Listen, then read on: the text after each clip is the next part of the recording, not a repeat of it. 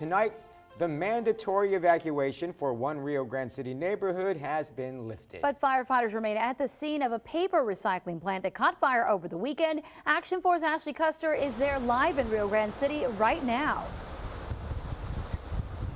Now, this is the one residence that was destroyed in that fire, unfortunately leaving the family displaced.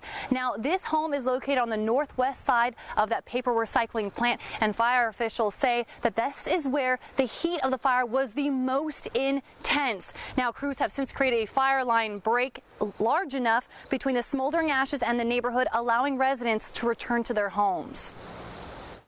Crews have been working day and night to keep this fire at bay. We did remove the heat from the property lines as far as the residents that were available in that area, so the heat ain't no longer there, but the wind, the smoke is going to be there for the next couple of days. Coming home to thick, smoky air and ash-covered doorsteps and personal belongings is upsetting for many residents. We start to think that somebody could have lost their life for something like this, something unnecessary, something like this to happen. The blaze started around 4 a.m. on Saturday at the Biopapel International Facility. When I got here, everything was already engulfed in flames.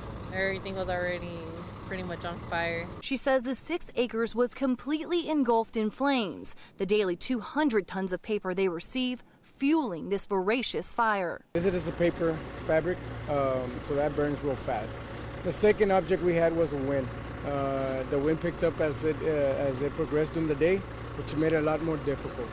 And basically that is the reason why we had problems in containing the fire. Fortunately, no one was hurt and the fire is now contained. Crews monitor the smoldering piles of ash to ensure no flare-ups, but many can't help but wonder how and what sparked the blaze. It started in the very back in the corner where there's nothing. There's no electricity there, nothing, no houses, nothing. You just take the circumstances, maybe the circumstances, the time of day, where it actually started, the area, how abandoned it is in this area. There's no power in that area.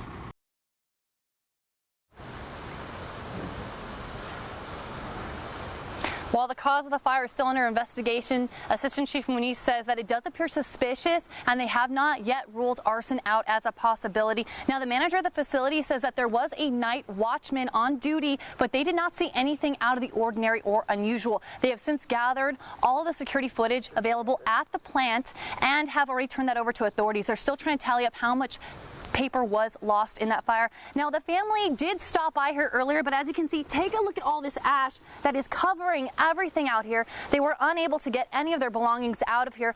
We'll hear from them coming up at 10 only on Action 4 News. For now, here in Starr County, I'm Ashley Custer, Action 4 News.